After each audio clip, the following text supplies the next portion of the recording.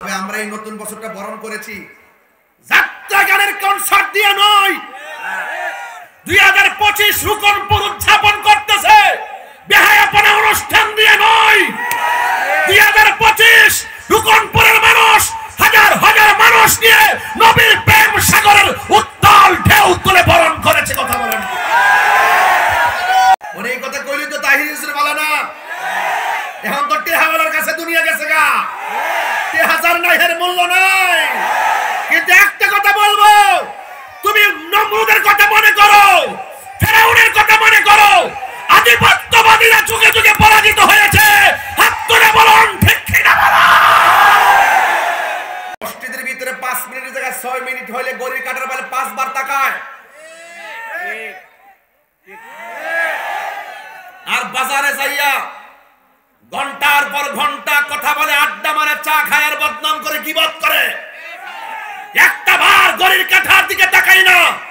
যারা বাজারে আড্ডা করে তারাই মসজিদে যায় গড়ির কাঠার পায়ে তাকায়। আজ হাজার হাজার মানুষ ঢাকা টু সিলেট মহাসড়কের পাশে এই রুকনপুরের ঐতিহাসিক নবীগঞ্জের রুকনপুরের এই ঐতিহাসিক সুন্নি কনফারেন্স, রাস্তাঘাট, মাহফিলের প্যান্ডেল এবং মাহফিলের পর্দা খুলে দেওয়া হয়েছে। অসংখ্য মানুষ আজ এসেছেন। আপনাদের সকলকে আমার পক্ষ থেকে আন্তরিকভাবে অভিনন্দন জানাচ্ছি। প্রিয় নবীগঞ্জবাসী, আপনারা জানেন আমরা যারা আহলুস সুন্নাত ওয়াল জামাত করি, আমরা লাল চক্ষুকে ভয় পাই না। মাঝে মাঝে আওয়াজ একটু কম হয়েছে, কারণ মাঝে মাঝে ডাব্লিউ ঢুকেছে, টুপিগুলো খুলে পকেটে রেখেছে, মাথার উপর দিয়ে কাপড় পেঁচ দিয়ে রেখেছে যেন না চিনি। কথা কোন ঠিক কিনা? শুধুমাত্র তাহিরি ভক্তই মাহফিলে আসে না, মাঝে মাঝে কিছু ডাব্লিউরও আসে। এরা আসে কিছু অকারেন্স ঘটাই দিয়া তাহিরির উপরে দোষ চাপাই দেওয়ার জন্য। কথা বলেন ঠিক কিনা বলেন? এগুলা জাতি জেনে গেছে, কারণ আহলুস সুন্নাত ওয়াল জামাত প্রশাসন বান্ধব মানুষ। কথা বলেন ঠিক কিনা? আমরা এই দেশটাকে সুন্দর করে সাজাইবার জন্য অনেক চেষ্টা করি, কিন্তু আমরা আমাদেরকে অনেকে মূল্যায়ন করতে চাই না। কিন্তু একটি কথা বলবো সুন্নিদেরকে, অতীতে যা হয়েছে হয়েছে, যেহেতু আমাদের দেয়ালে পিঠ থেকে যাচ্ছে, আমাদের সকলকে ঐক্যবদ্ধ থাকতে হবে। ঠিক কিনা বলেন? আমরা একা একা একজন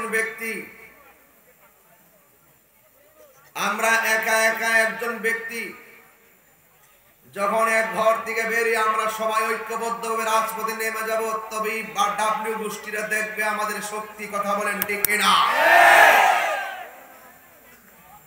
আজকে আমাকে বিষয় দিয়েছেন খেদমত নিয়ে আলোচনা করার জন্য। ঘরের মধ্যে বলছেন হুজুর মা বাবার খেদমত নিয়ে কথা বলবেন, তখন আমি বুঝা ফেলাইছি যে আমার হাত পা বাঁধা লাগছে। তো আজকে আমি আপনাদের সামনে দুইটা বিষয়ের আলোচনা করব। কয়টা বলছি? একটা হলো খেদমত, আর একটা হলো ইবাদত। একটা হলো খেদমত, আর একটা হলো ইবাদত। সুবহানাল্লাহ বলবেন না? সুবহানাল্লাহ। খেদমত হবে মা বাবার, ইবাদত হবে কার? আল্লাহর। আরো বড় করে, ইবাদত হবে কার? আল্লাহ। যে খেদমতের আয়াতটা পড়ব, এই আয়াতের শুরুতে আল্লাহ ইবাদতের কথা বলছেন। ওয়া ক্বাদা রাব্বুকা আল্লা তা'বুদু ইল্লা ইয়্যাহু ওয়া বিল ওয়ালিদাইনি ইহসানা। আল্লাহ বলছেন তোমাদের উপরে ইবাদত করাকে আবশ্যক করে দেওয়া হয়েছে, তোমরা আল্লাহ ছাড়া কাহারও ইবাদত করবে না। এরপরে বলছে ওয়া বিল ওয়ালিদাইনি ইহসানা, মা বাবার সঙ্গে সদ্য ব্যবহার করো। তো আপনি নামাজ পড়বেন। আফদালুল ইবাদতের সালাত, সর্বোত্তম ইবাদত হলো নামাজ। ইবাদতের পরেই আল্লাহ কেন খেদমতের কথা বললেন? তার কারণ আছে। বান্দা আল্লাহর ইবাদত করবে দুনিয়াতে আসার আগে না দুনিয়াতে আসার পরে? বান্দা আল্লাহর ইবাদত করবে দুনিয়াতে আসার আগে না দুনিয়াতে আসার পরে? দুনিয়াতে আসার পরে। কিন্তু দুনিয়াতে আসার পরে যে আল্লাহর ইবাদত করবে, কিন্তু ওই বান্দাটাকে দুনিয়াতে পাঠাইবার জন্য আল্লাহ একটা স্টেশন বানাইছেন। ওই স্টেশনটা হলো মায়ের গর্ভ। যেহেতু ওই জায়গা থেকে বান্দা দুনিয়াতে এসে রবকে সন্তুষ্টি করবে, যেই জায়গায় সন্তানটাকে একটা পানির ফুটা থেকে রক্তের ফুটা থেকে গোশতের টুকরা থেকে হাড্ডি থেকে দেহর পর থেকে অঙ্গ প্রত্যঙ্গ সব দেওয়ার পর দুনিয়ার মধ্যে পাঠানোর পরে উপযুক্ত হওয়ার পরে ইবাদত করবে। এর আগ পর্যন্ত যেই মানুষটার মাঝে আল্লাহ পাক সন্তানটাকে তিলে তিলে 10 মাস 10 দিন বড় করাইছেন, ওই মায়ের ওই জায়গাটার মূল্য কম না বেশি? এই জন্য বলছে ওয়াবিল ইবাদতের পরেই আল্লাহ পাক খেদমতের কথা বলে দিয়েছেন। কথা বলে ঠিক কিনা? ভাইরা আমার, ইবাদত হবে আল্লাহ। আজকে এখানে যারা এসেছেন, এখন যদি বলি যে আপনারা এশার নামাজ কয়জনে পড়েছেন, আপনারা বলবেন হুজুর মাহফিলে যে রওনা দিছি আসরের পরে আর নামাজের টাইম পেয়েছি না।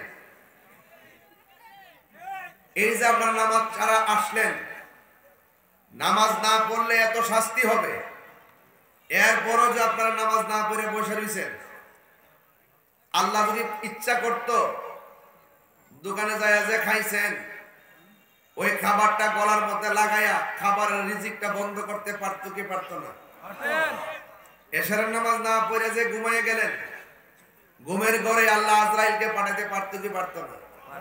ফজরের নামাজ না পড়ে যে ঘুমাই রইলেন 10টা পর্যন্ত, 10টার পরে ঘুম থেকে ওঠার সময় আপনাকে প্যারালাইসিস করে ঘরে ফালায় রাখতে পারতো কি পারতো না?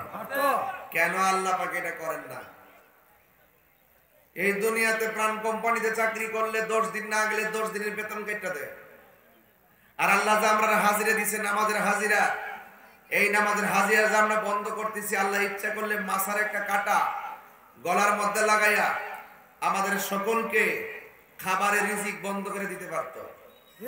আল্লাহ বলেন আমি আল্লাহ করে না একটা মাত্র কারণ, আল্লাহ বলছেন ফি আইয়ি সূরাতিন মা শাআ রাক্কাবাক, আমি আল্লাহ নিজের হাত দিয়ে আমার বান্দাকে যেমন চাইছি তেমন বানাইছি। আর বড় করে বলেন না সুবহানাল্লাহ। তাইলে আপনারা জবান খুলে বলুন, আমরা মসজিদে গিয়ে ইবাদত করি। মসজিদে গিয়ে কি করি? ইবাদত করি। হাদিস শরীফের মধ্যে এসেছে দুনিয়ার মধ্যে সবচাইতে নিকৃষ্ট জায়গা হলো বাজার, দুনিয়ার মধ্যে সবচাইতে উত্তম জায়গা হলো আল্লাহর ঘর মসজিদ। আমাকে একটা কাগজ দিছিল, কে জানো? একজনের মসজিদে জায়গা দিছে, হাই রোডের মধ্যে পড়ছে না?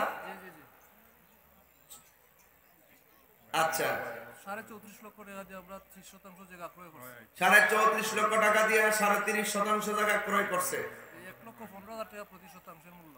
1,15,000 টাকা প্রতি শতাংশ। টাকা তুলবো না আজকে, জাস্ট মেসেজটা দিলাম। মসজিদে জায়গা কিনা হয়েছে, একদিন এই মসজিদ বড় মসজিদে পরিণত হবে, মসজিদের টাইলস হবে, সৌন্দর্য হবে। হাদিস শরীফের মধ্যে আসছে পৃথিবীতে এমন একটা সময় আসবে মসজিদের সুন্দর করবে, পাড়ায় পাড়ায় প্রতিযোগিতা করবে।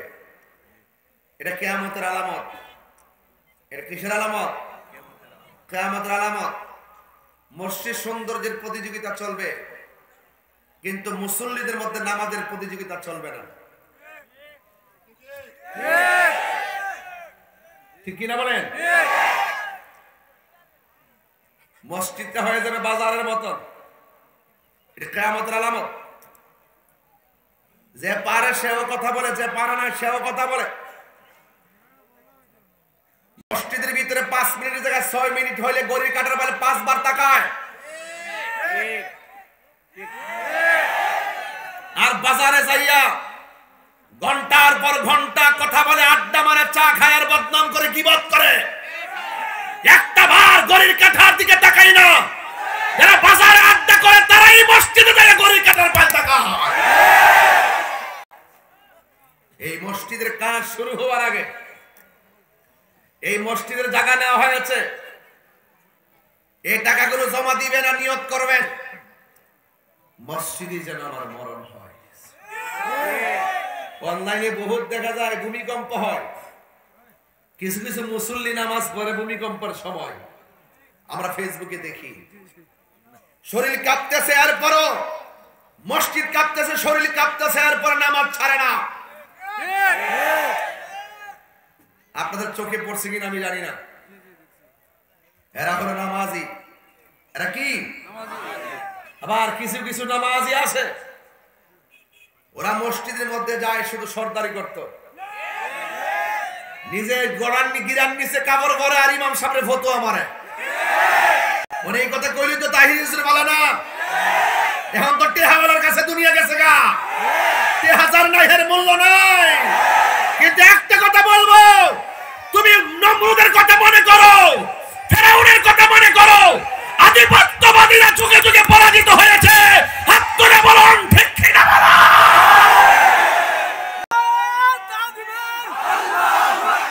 নারে রিসালাত আহলে সুন্নাত ওয়াল জামাত নবী ওলি দুশমনেরা আল্লামা পীর মুফতি গিয়াসউদ্দিন আত-তাহিরি সাহেব। আল্লাহু আকবার জোরে বলেন। আমরা মসজিদের ভিতরে সর্দারি চাই না, আমরা মসজিদের ভিতরে একজনের গোলামি চাই। জবান খুলে কোন তিনি কে? আল্লাহ। আর জবান খুলে কোন তিনি কে? ভাইরা আমার, পায়ে হাত রেখে বলবো, অতীতের যা হয়েছে হয়েছে। আজকে রুকন পরের মাহফিল থেকে রুকু সেজদার প্রতি মনোযোগী হয়ে যান, ঠিক কিনা বলেন? আমার বিষয় দিছেন তো খুব নরমাল, খুব মহব্বতের। এই ওয়াজ আমি সব মাহফিলে করি, আজকেও করব। করার আগে ভূমিকায় কিছু কথা না বললে হবে না, কারণ মসজিদে বানাইতে গেলে ফাউন্ডেশন লাগবে। ফাউন্ডেশন দিলে না ছাদ দিতে পারতেন। উপরে পাতলা কাপড়টা কি এমনি টানাইছেন? খুঁটি লাগছে না? তো এই যে খুঁটি লাগছে, এই যে লাগাইছেন, এই পর্দাটা ছাড়ায় উপরে তাকায় দেখেন এত বড় আসমান বানাইছে আল্লাহ, একটা খুঁটিরও ব্যবহার করে নাই। সেই রবকে আপনি চিনেন না, চিনবেন। রব ছাড় দেয় কিন্তু ছেড়ে দেয় না, ছাড় দেয় কিন্তু ছেড়ে দেয় না। যুবক ভাইরা আমার, আপনাদের কাছে আমার অনুরোধ থাকবে, ইবাদত হবে একজনের। জবান খুলে কোন তিনি কে? আল্লাহ। আর বড় করে তিনি কে? আল্লাহ। আমার ভাইরা, গভীর মনোযোগ।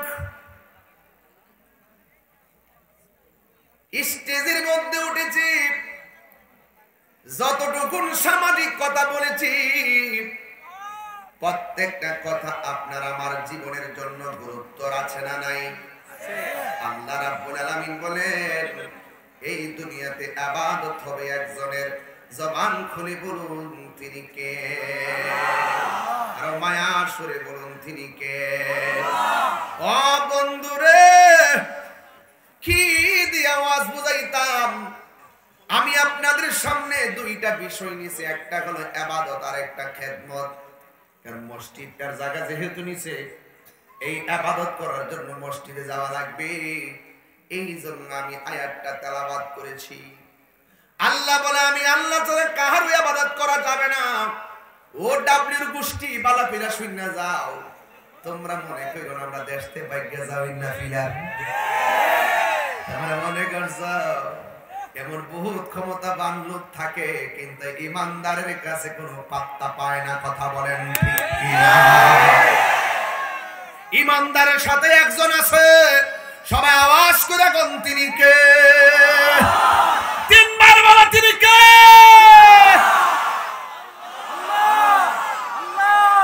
আল্লাহু আকবার, আল্লাহু আকবার। ওই আল্লাহর দয়া আছে না না? আরো জোরে আছে না না? 12টার ভিতরে ওয়াজটা গোছায় নিব, কিন্তু ধৈর্য লাগবে রে বাবা। আপনারা বলেন সেজদা পাওয়ার মালিক কে? আল্লাহ। আমরা কি বাবা শাহজালালের মাজারে যায় সেজদা করি? না। শাহপরানের মাজারে যায় সেজদা করি? না। এরপর আমরা কই মাজারে পূজারি।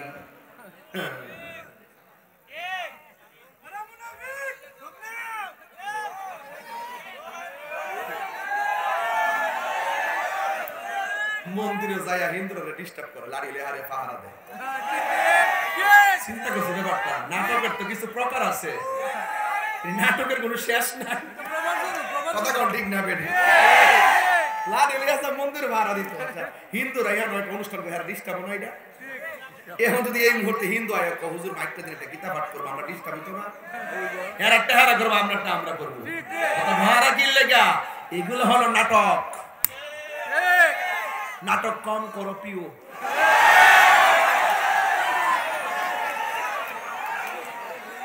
কষ্ট হইতেছে আপনারা? কষ্ট হইতেছে?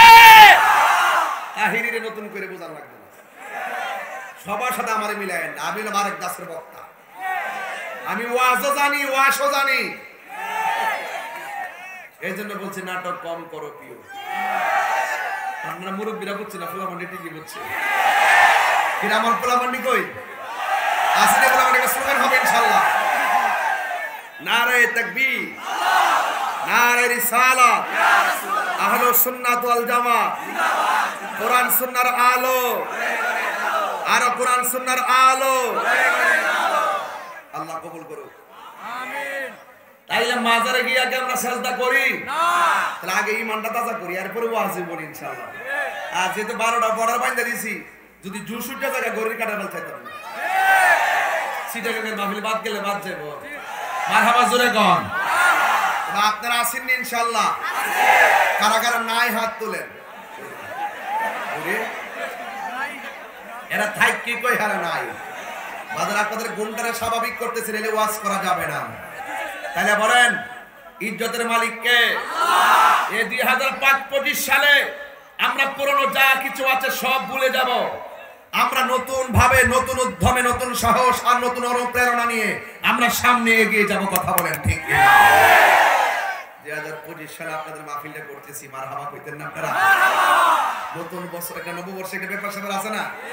এটা ব্যবসা আছে না ইনশাআল্লাহ? তবে আমরা এই নতুন বছরটা বরণ করেছি যাত্রা গানের কনসার্ট দিয়ে নয়। 2025 রুকনপুর উদযাপন করতেছে বেহায়াপনা অনুষ্ঠান দিয়ে নয়। 2025 রুকনপুরের মানুষ হাজার হাজার মানুষ নিয়ে নবীর প্রেম সাগরের উত্তাল ঢেউ তুলে বরণ করেছে। কথা বলেন।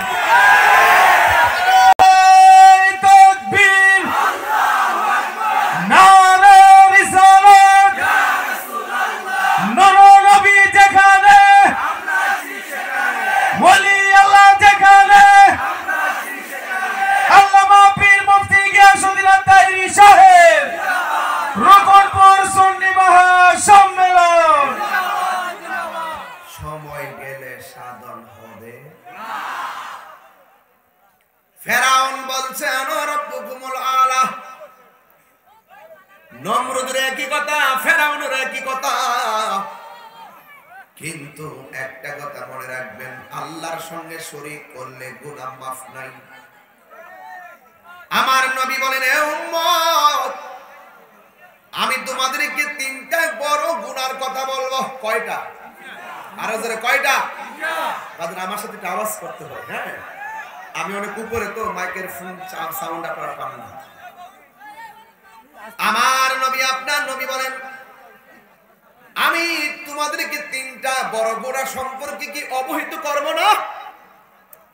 সাহাবারা বলে, ইয়া রাসূলুল্লাহ, অবশ্যই আপনি আমাদেরকে বড় বড় 3টা কবিরা গুনাহ সম্পর্কে অবহিত করুন। সবাই আমার সাথে জিমায়া জিমায়া বলুন, বন্ধুরা রে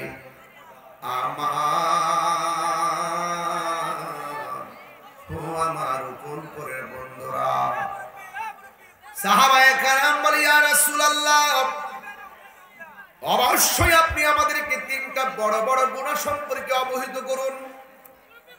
আমার নবী বলেছেন, আল্লাহর সঙ্গে শরীক করা যাবে না। আল্লাহকে বলেন না, আল্লাহর সঙ্গে শরীক করা যাবে না। আর মা বাবার সঙ্গে অবাধ্যচারণ করা যাবে না। আমার যুবক, বান্দার হক মারা যাবে না। ও যুবক, আল্লাহর নবী বলছেন আল্লাহর সঙ্গে শরীক করা যাবে না। এই জন্য আমরা শাহপরানের দরবারে যাইয়া অলিরে অলি মনে কইরাই সম্মান করি, নবীকে নবী মনে কইরাই সম্মান করি, আল্লাহকে আল্লাহ মনে করে সম্মান করি। আল্লাহর সঙ্গে আমরা কাউকে শরীক করি না।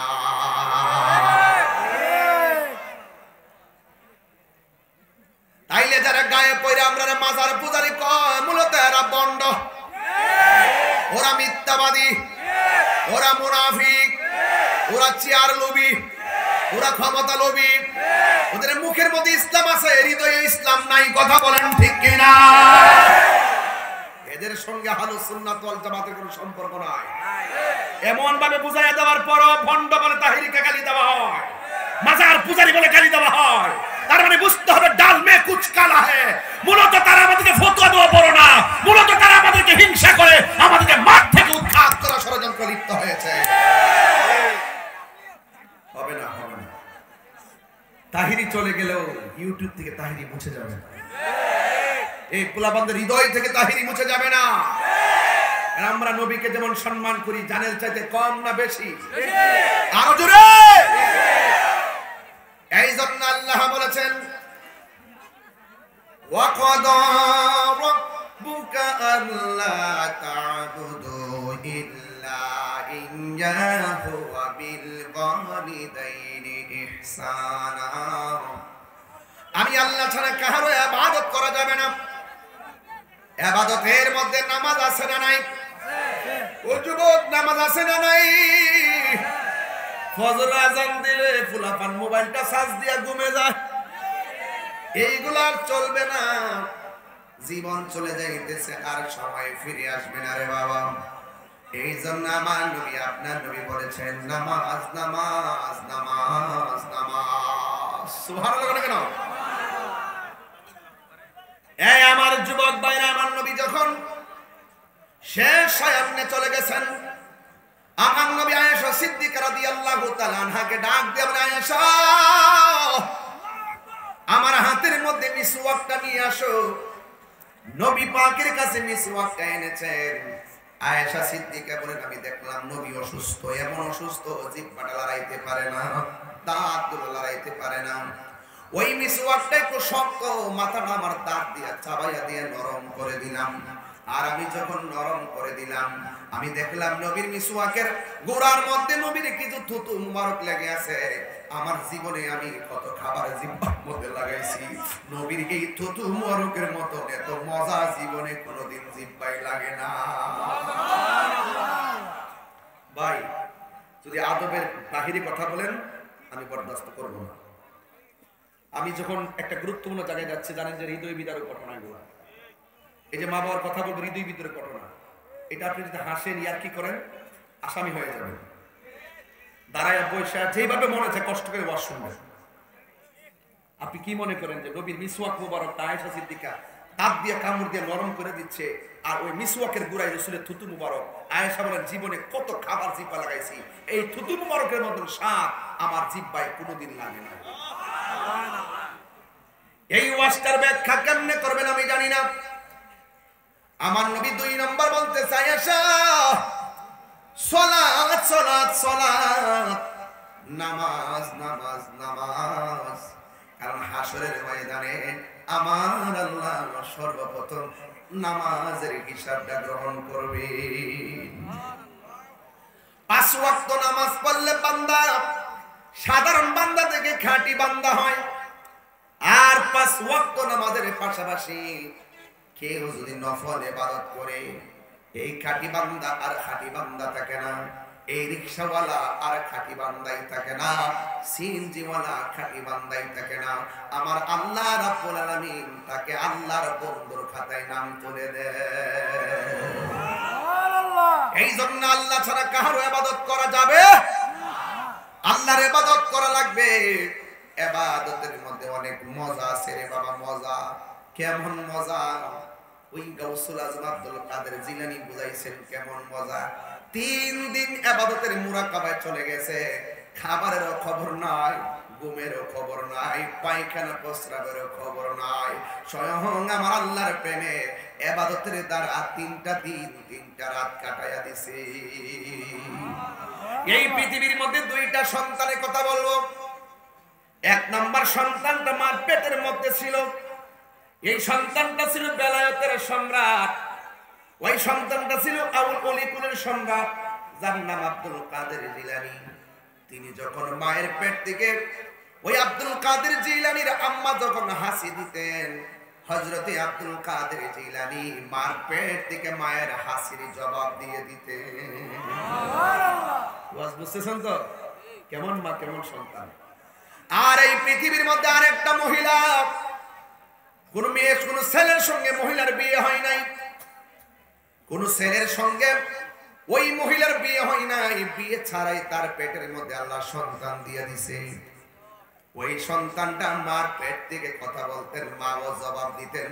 সন্তানের সাথে রাতের বেলা দিনের বেলা মা এবং সন্তান পেটে রেখে কথা বলতেন। ওই সন্তানের মায়ের নাম হলো মরিয়ম, আর সন্তানটার নাম হলো হযরতে ঈসা রূহুল্লাহ। এই জন্য আমার নবী, আপনার নবী রহমাতুল লিল আলামিন বলে, আয়েশা সালাত সালাত সালাত।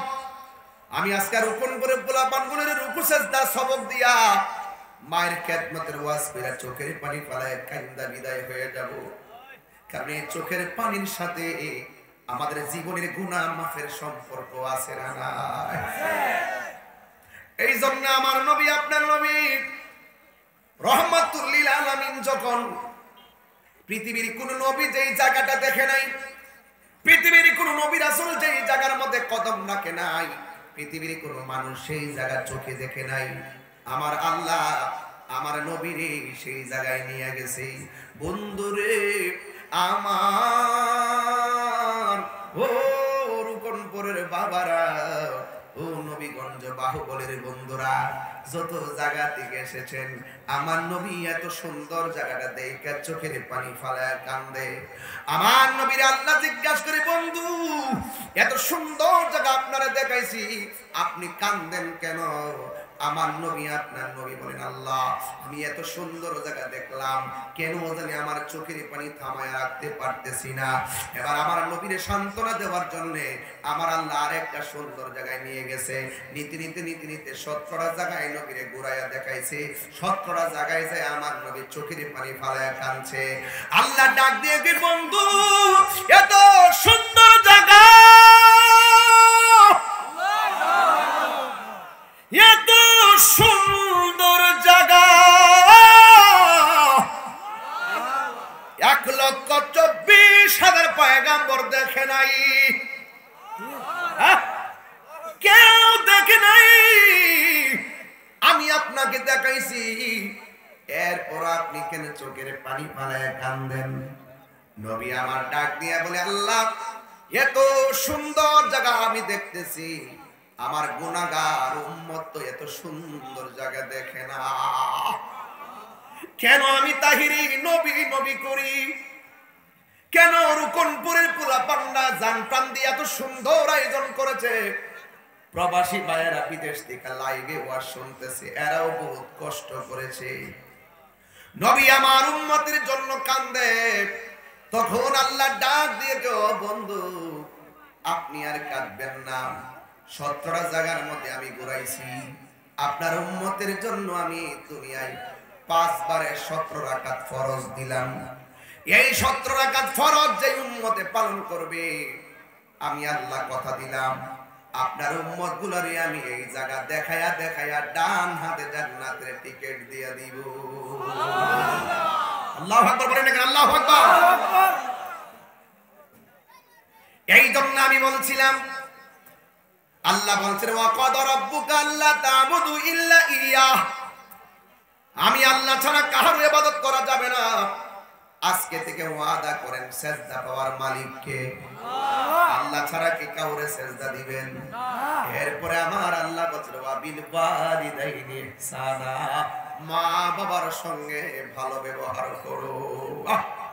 যার মা নাই কার লগে করবে ভালো? এই ছেলে, এই ছেলে, কি তোমার সমস্যা কি? মা বাপের কথা বলি ভাল লাগে না? মা বাপের ধমক মারো, গায়ের মধ্যে রক্ত, তাজা রক্তের শক্তি। তুমি যখন ছোটবেলায় ছিলা তোমার গায়ে শক্তি ছিল না, মা তোমার তিলে তিলে বড় করছে। আর এখন তোমার গায়ে শক্তি হচ্ছে, মা বুড়ো হয়ে গেছে দীক্ষা নিজের নায়ক মনে করো। বহুত হিরো দেখছি মার মনে কষ্ট দিয়া জিরো হয়ে গেছে। এই পৃথিবীতে একটা মাত্র মানুষ দোয়া করলো কবুল, বদদুয়া দিল কবুল, এই মানুষটার নাম মা। এই দোয়া আর বদদুয়ার মাঝখানে কোনো পর্দা থাকে না, ডাইরেক্ট কবুল হয়ে যায়। ঠিক কিনা বলেন? আপনি যত টেহাওয়ালা হন আর পয়সাওয়ালা হন, আপনার এগুলো কাজে আসবে না। বহুত ইতিহাস আছে মার মনে, মারে ভালোবাসা ওলি হয়ে গেছে, এমন লোক আছে না? নাই? বহুত বলবান দেখবেন কোটি টাকার মালিক জিজ্ঞাসা করলে কি ও চেয়ারম্যান সাহেব কেমনে কেমনে হইলেন গা? চেয়ারম্যান কো টেহা বসার জোর হইছি না, মা বাপের ভালোবাসা হয়ে গেছে, মা বাপের দোয়া হয়ে গেছি। কথা কোন ঠিক কিনা?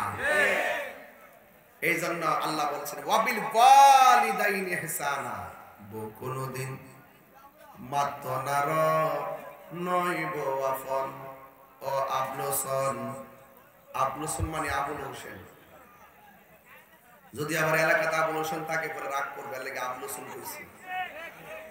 বউ কোনদিন এ আজাদ ভাই সমস্যা কি?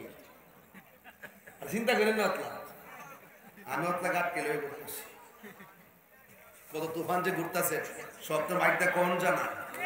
এরপরে যায় ফুরি কেমনে যায় আমরা বুঝতেন না। তুই জীবন একবার, মরণ একবার, জীবন বারবার। মাথা মাগো না গেলে বউ কোনদিন মাতনার নইব আফন ও আবলসন, বউ কোনদিন মাতনার নইব আফন। বউ তরে ভালোবাসিব আউস কান্দি দিকা লাল শাড়ি কিন্না দিবা যতক্ষণ, নাইলে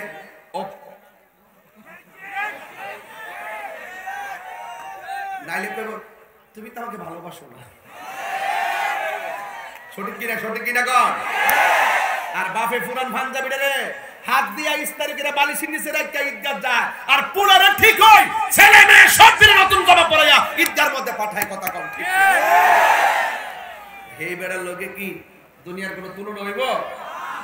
বউ কোনদিন মাতনার নইব আফন ও আবলসন, বউ কোনদিন মাতনার নইব আফন। আমি তাহিরি বানায় কথা কই না, সত্য কই, যা বাস্তব আমি তাই কইবা জান। হ্যাঁ, দেখবেন একটা শাড়ি সুন্দর নবী করে কিনা দিছেন না, গড়াইয়া কইব এটা না ওইটা হইলে ভালো আছে।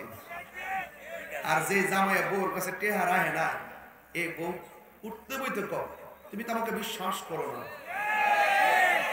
আর টেহার বান্ডাটা দিলে খুশি। আর মা জীবন তোমার টেহার বান্ডাল আর কেশিয়ার হইতে চাইছে না। কথা কোন ঠিক না বেটি? বউ কোনদিন কষ্ট দিতে পারে না। আর 10-20 মিনিট সময় তোমাদের ট্রেন ইনশাআল্লাহ পারে। বউ কোনদিন মাতনার নইব আফন, বউ তরে ভালোবাসিব লাল শাড়ি কিন্না দিবা যতক্ষণ।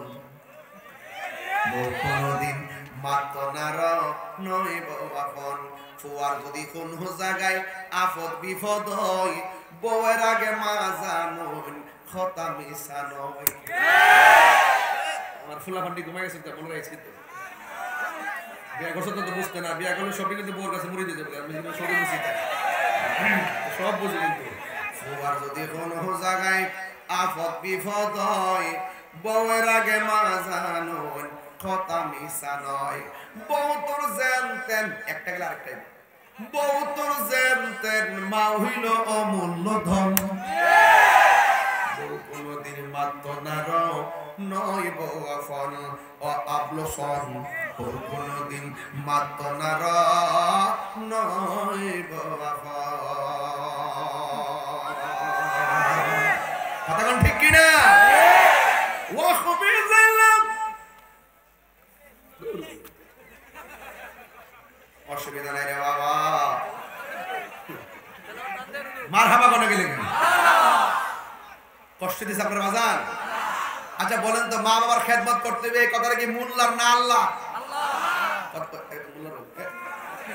মোল্লার না আল্লাহ এই উনি ঠিকই কইতাছে সব আর আপনার মনোযোগ নাই সরাসরি থেকে মনোযোগ নাই মা বাবার খেদমত করতে হবে এই সিদ্ধান্ত কি মোল্লার না আল্লাহ ইবাদতের পরে খেদমতের কথা কেন বলছে এই কোরআনের মধ্যে আছে ওয়াহনান আলা ওয়াহনিন এই পৃথিবীর মধ্যে কষ্টের পর কষ্ট আমি যে ওয়াজ করি এটাও কষ্ট এরপরও একজন কষ্ট করে আমি যে ওয়াজ করতেছি গাড়ি দিয়ে আসতেছি এটাও কষ্ট বিদেশ করতেছেন এটাও কষ্ট মাটি কাটতেছেন এটাও কষ্ট মুদিমানের দোকানে চাকরি করেন এটাও কষ্ট এবং আপনি ব্যবসা করেন এটাও কষ্ট সিএনজি চালান এটাও কষ্ট অটো চালান এটাও কষ্ট কিন্তু এই কষ্টটা 8 ঘন্টার পর আর নাও থাকতে পারে এই ওয়াজটা 2 ঘন্টার পর আর নাও থাকতে পারে এখানে রিল্যাক্স আছে একটা মানুষ কষ্টের পর কষ্ট করে তার রিল্যাক্স নাই এটা হলো মা জননী কথা বলেন ঠিক কি না তাকবীর নারে রিসালাত আহলে সুন্নাত ওয়াল জামাত আল্লাহু আকবার আচ্ছা কষ্টের পর কষ্ট আছে একজনের মার এই কথাটা কি মোল্লার না আল্লাহ আমি তোর বানাই কইছি না এক সাহাবী আয়েশা বলছি ইয়া রাসূলুল্লাহ আমার কাছে এই পৃথিবীতে সবচাইতে ভালো ব্যবহার পাওয়ার অধিকারী কে রাসূল বলছেন তোমার মা এরপরে বলছে তারপরে কে রাসূল বলছেন তোমার মা তারপরে বলছেন এরপরে কে রাসূল বলছেন তোমার মা কয়বার বলছে কয়বার এরপরে বলছে তারপরে কে তোমার বাবা এরপরে যে তারপরে কে তোমার আদনাকা তোমার প্রতিবেশী আজকে দুঃখ আল্লাহর কোরআনটা হাতে নিয়ে বলি প্রত্যেকটা মেন্টালিটি এমন হয়েছে মা ভাল লাগে না বাপ ভাল লাগে না 3 বার যার কথা বলছে তারে ভাল লাগে না এরপর যার কথা বলছে তারে ভাল লাগে না ভালো লাগে হের বাপের বাপ হইতে ওই হেরে কাছে যায় বিচার দে আমার মা এইটা কইছে আমার মা ওইটা কইছে মার বিচার দে আর মা বলে পুত্রে তোরে মুখ দিয়া কইছি তুই বিচার দিছস আর তুই আমার পেটে দেখা সকালে লাথি মারছস বিকেলে লাথি মারছস কষ্টের পর কষ্ট দিছস তোর বাপের কাছে কইছি না এটার নাম হলো ওয়াহনান আলা ওয়াহনিন কষ্টের পর কষ্ট এটা কি মোল্লার কথা না আল্লাহর কথা আমার দেশের মধ্যে দেখবেন মা বাবা যতদিন রুজি করে যেমন মা বাবা যতদিন রাইন্দা খাওয়া মা বাপের সন্তান মূল্যায়ন করে বাপে যতদিন টাকা দেয় পয়সা দেয় ছেলে যতদিন বেকার থাকে বাপ থেকে টেহা নিতে হয় ততদিন ছেলেটা কোন রকম বাপের ডরায় কোন রকম বাপের একটু সম্মান করে এই যুগটা এমন হইছে যেই মাত্র সন্তান বিদেশ যায় টেহার বান্ডেল হইরা জায়গা তখন আর মারে মূল্যায়ন করে না মা বাপ যেন সন্তানের কাছে জিম্মি হয়ে যায় হ্যাঁ এরপরে শুধুমাত্র এটা না সন্তান যখন বড় অফিসার হয়ে যায় মা বাপরে গোনায় ধরে না বিয়া শাদী করার পরে দেখবেন টোটাল গোনার ধরে না এই জন্য আল্লাহ বলছেন ইম্মা ইয়াবলুগান্না ইনদাকাল কিবারা আহাদুহুমা আও কিলাহুমা ফালা তাকুল লাহুমা উফফিন ওয়ালা তানহারহুমা ওয়া কুল লাহুমা কওলান কারীমা আল্লাহ বলেন মা বাবা যদি বৃদ্ধ হয়ে যায় তারপরও মা বাপের সঙ্গে ভালো ব্যবহার করতে হবে আজকে এই মুরব্বিগুলোর দিকে দুঃখ বলার জায়গা পায় না প্রত্যেকটা সংসারে মুরব্বিরা চোখের পানি ফালায় কান্দে যেই সব করে ছেলেটারে বিয়া করাইছিল যে ছেলের বউটা উজুর পানি আগাই দিব উজুর পানি আগাই দিব নিয়মিত তৃষ্ণা লাগলে পানি তাক গাইতে না এই গজবটা কি ডাইকে আমরা সংসারে আনছি না মনে করেন আল্লাহ রাব্বুল আলামিন এখন মনোযোগ কেউ উঠবস করবেন না সাবধান মা বাবার কথা বলতে গেছি যেই লোকটা উঠে যাবে তার মানে মা বাবার প্রতি তার শ্রদ্ধা বোঝাবে শ্রদ্ধা রেখে মাঠের মধ্যে বসে বসে চোখের পানি ফেলে কেঁদে কেঁদে বাড়িতে যাবেন। আল্লাহ রাব্বুল আলামিন বলেন, এমন ভাষা করিও না যেই ভাষা করলে মা উফ বলবে। ও বাবা করলে কি, মা বাবা যদি উফ শব্দ উচ্চারণ করে তাইলে দেখবেন জীবনটা বরবাদ হয়ে যাবে, জীবনটা শেষ হয়ে যাবে। আল্লাহর হাবিব বলতেছেন, রিদার রাব্বি ফি রিদাল ওয়ালিদাইন ওয়া সাকাতুর রাব্বি ফি সাকাতিল ওয়ালিদাইন। মা বাবার সন্তুষ্টিতে আমার আল্লাহর সন্তুষ্টি, মা বাবার সন্তুষ্টিতে আমার আল্লাহর সন্তুষ্টি। বন্ধুরা রে আমার, রাত্রটা গভীর হয়ে গেছে। এমন অনেকের সন্তান আছে মাহফিলে বাড়ির মধ্যে মায়ের হাতের রান্না খেয়ে আসতে পারে নাই। জিগাইলাম কেন খাইতে পারো না? আমার মা দুঃখিনী 1 বছর আগে খবরে চলে গেছি। এমন অনেক সন্তান আছে বাবারে দেখে আসতে পারে নাই। জিজ্ঞেস করলাম কেন আসতে পারো নাই? ওই ছেলেটা আমার মতন 6 বছর আগে বাবারে হারায় এতিম হইয়া ঘুরে ঘুরে ফিরে, কিন্তু বাবার চেহারা আর দেখে না। রাস্তাঘাটের উপর পরে আউশ কান্দি কত মানুষের মুরব্বি দেখি, কিন্তু আমার বাবার মতো কেউ লাগে না। এই বাপটা জীবনে বহুতবার খালি ব্যাগ লয়ে বাজারে গেছে, সন্তানের জিব্বার দিকে তাকায়া তাকায়া বাজার করছে, কি সুন্দর করে করে বাজার করছে। ওই সময় তো ফ্রিজও ছিল না, নগদ নগদ বাজার করছে। তোমারে কামাইছে, আমারে কামাইছে। আজকে বাপটার কথা কেউ কয় না, অথচ বাপটা দুঃখ বলার শক্তি আর পায় না। আরে বাবা, বাপটা মনটা খারাপ করে পরিশ্রমের জন্য না, বাপটা মনটা খারাপ করে ঘরে শুয়ে থাকে শুধুমাত্র গায়ের পরিশ্রমের কারণে না। জিজ্ঞাসা করলাম, বাবা আপনার মনটা খারাপ কেন? বাপের ডাক দিয়ে বলে, আমার পোলাটারে এত কষ্ট করে আমি লেখাপড়া করাইলাম, আমার পোলা আমার খবরটা লয় না। আমার টাকা দিয়ে খবর নেওয়ার দরকার ছিল না। আমার সন্তানটা যদি আমার একবার বাবা কইয়া ডাক দিয়া কফলটার মধ্যে হাত দিয়া ফাউডার মধ্যে একটা টিপ দিয়া কইতো, আব্বা কেমন আছেন, আমি কোটি টাকার চাইতে আরো শান্তি পাইতাম। এমন অনেক রকম পরে ঘর আছে একবার লাতুর হইয়া হইয়া পইরা রইছে, সন্তান রাস্তাঘাটে যাই আনন্দ উল্লাস করে, কিন্তু বাপের খবর নেই না রে বাবা। এই বাপটার কথা কেউ কয় না। যুবকের দল, আমার নবীর একটা সাহাবী ওই আবু হুরায়রা রাদিয়াল্লাহু তাআলা আনহু আমার নবীর কাছে যাইয়া চোখের পানি ফালায়া ফালায়া কান্দে। আমার নবী ডাক দিয়ে, আবু হুরায়রা কান্দো কেন? তুমি কেবা কি ব্যাপার, তুমি কেন কান্দো? হযরত আবু হুরায়রা রাদিয়াল্লাহু তাআলা আনহু বলে, নবী গো, আমি আপনার কাছে আসি, আপনার কাছে বসি, সবচেয়ে বড় কথা হলো আপনি নবীকে আমি ভালোবাসি। এই জন্য আমার মা হলো মুশরিকা, আমার মা এটা সহ্য করে না। আমি আপনার দরবার থেকে যখন বাড়ির মধ্যে ফিরে যাই, যাইয়া দেখি আমার মা হাতের মধ্যে লাঠি নিয়ে বসে থাকে আমাকে মারার জন্য। এইভাবে আমার প্রতিদিন শুধু মারে, প্রতিদিন শুধু মারে, প্রতিদিন শুধু মারে। আমার নবী ডাক দিয়ে, আবু হুরায়রা, তুমি কি আমার কাছে তোমার মার বিরুদ্ধে নালিশ দিতেছো নাকি? আবু হুরায়রা বলে, নবী গো, আমি নালিশ দেই না। আমার নবী, আপনার নবী বলেন, আবু হুরায়রা, নালিশ দেওয়া যাবে না। তোমার মা তোমার মারছে, আমি কিছু করতে পারবো না। তুমি তোমার মার কাছে চলে যাও। মা যদি মুশরিকা হয়ে যায়, মা যদি কাফের হয়ে বেঈমান হয়, মা বাবার সঙ্গে ভালো ব্যবহার করতে হবে। কারণ মুসলমানের মা পেটের মধ্যে বাচ্চা নিয়ে যেই কষ্ট করে, খ্রিস্টানের মা ও পেটের মধ্যে বাচ্চা নিয়ে সেই কষ্টই করে, হিন্দুর মা ও পেটের মধ্যে বাচ্চা নিয়ে একই কষ্ট করে।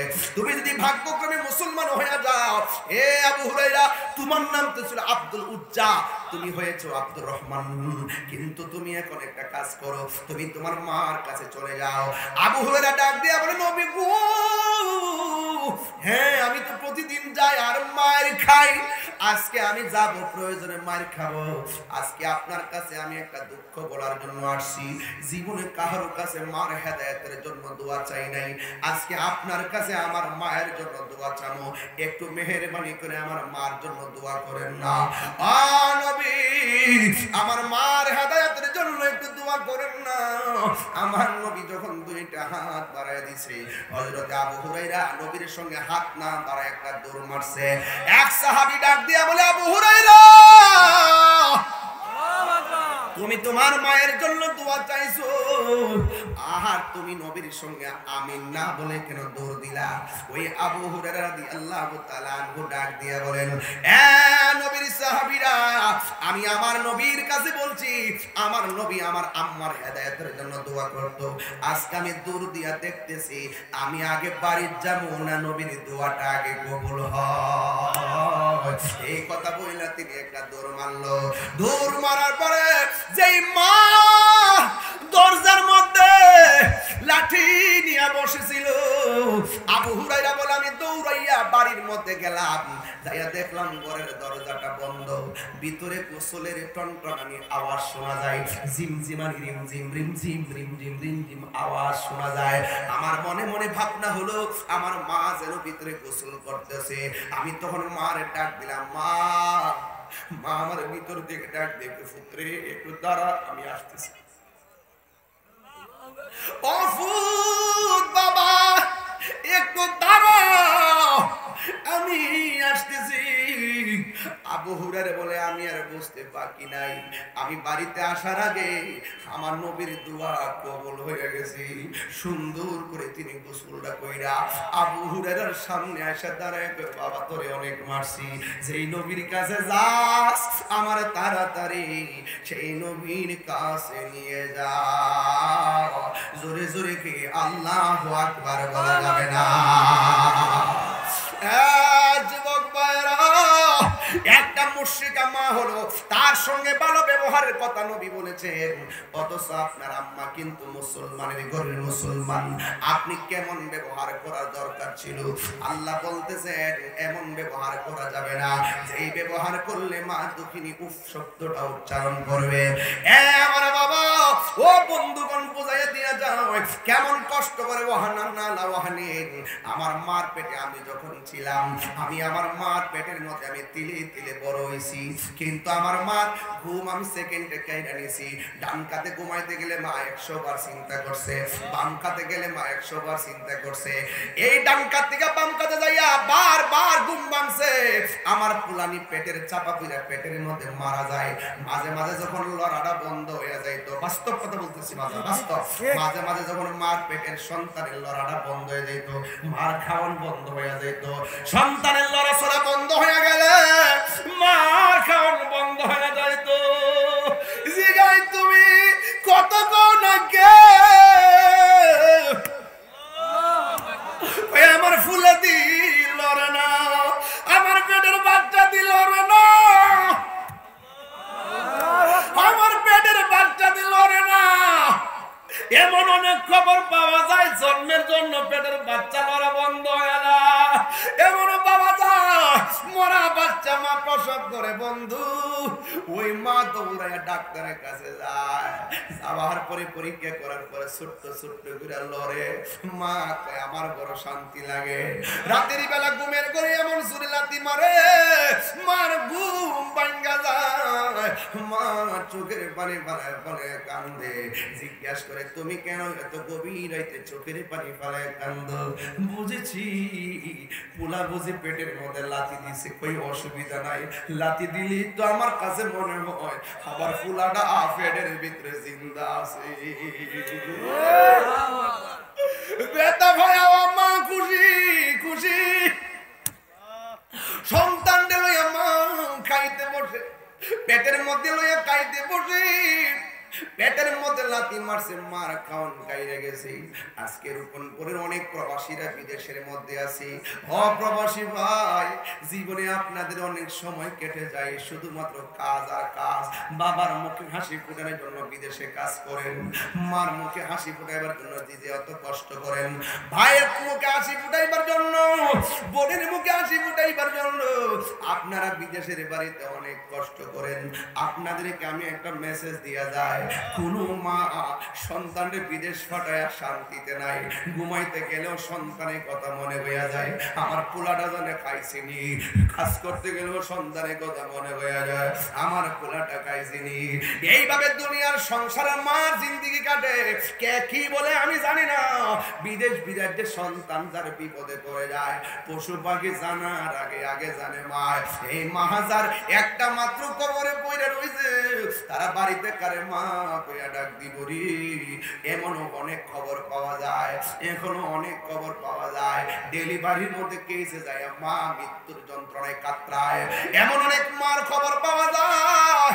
ওই ঘন্টার পর ঘন্টা মা সন্তানকে প্রসব করতে যায় কত কষ্ট করে, কিন্তু সন্তানটা সুন্দর করে ডেলিভারি হলো, কিন্তু মায়ের কষ্টের কারণে মা আর চোখ খুলে নাই, আর কথা বলে নাই। এমন অনেক তথ্য পাওয়া যায়, মা দুঃখিনী চিরদিনের জন্য দুনিয়া থেকে বিদায় হয়ে যায়। আমার নবী আপনার নবী বলে, ডেলিভারি কেসে যদি কোনো মহিলা মারা যায়, আমার আল্লাহ ওই মহিলাটারে আমার আল্লাহ শহীদের মর্যাদা দান করে দে। মা তুমি আমার আগে যেও না গো মরে, একটু বিনয় বিনয় কন্যা, মা তুমি আমার আগে যেও না গো মরে, আমি কেমন করে দেব মাটি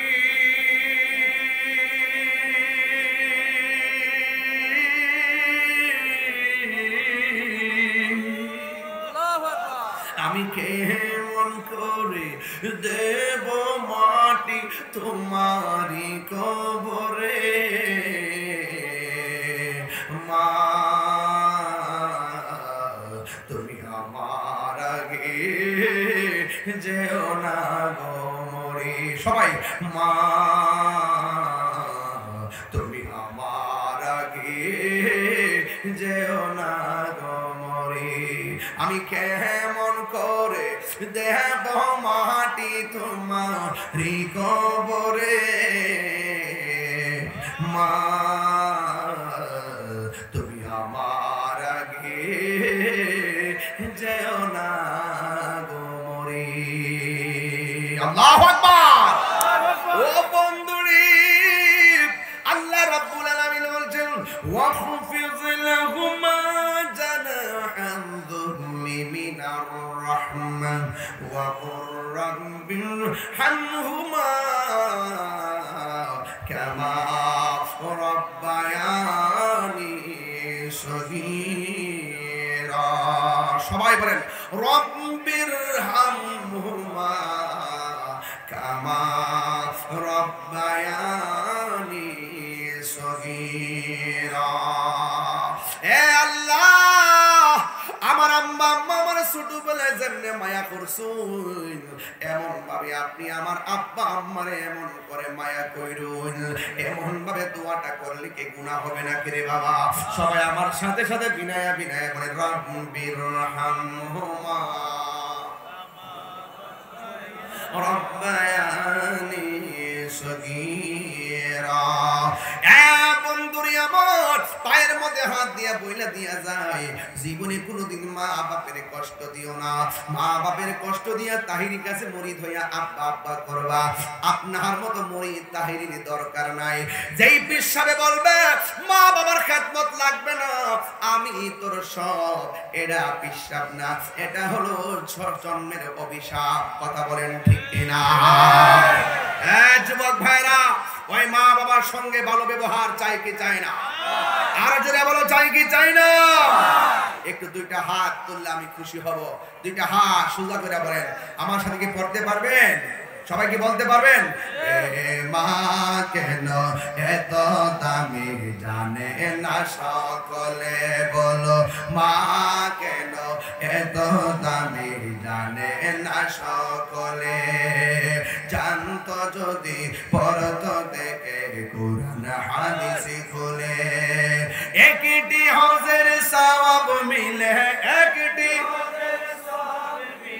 মাকে মাকে একবার দেখিলে দেখিলে মা কেন এত দামি জানে না সকলে বলো মা কেন এত দামি জানে না সকলে দুটি বছর পান করালো মায়ের বুকের দুধ কোলে পিঠে নিয়ে আমায় দিতেন কত সুখ দুটি বছর পান করালো মায়ের বুকের দুধ কোলে পিঠে নিয়ে আমায় দিতেন কত সুখ সেই মায়ের কষ্ট দিলে সেই মায়ের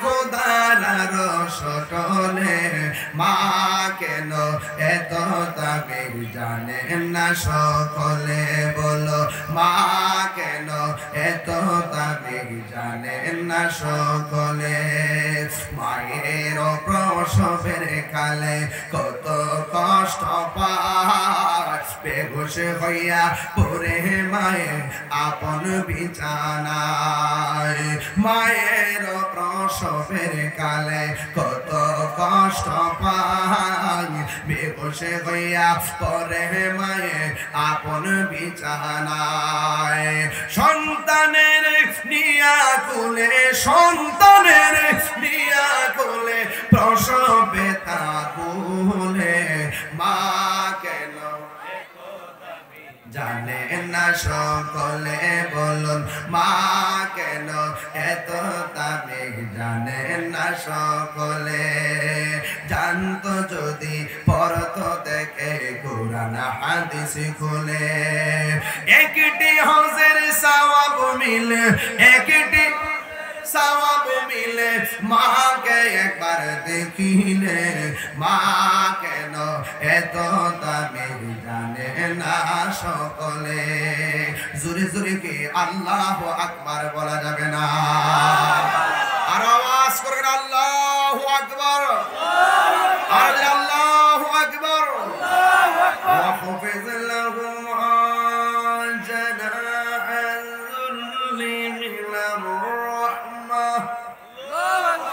وقل رب ارحمهما كما ربياني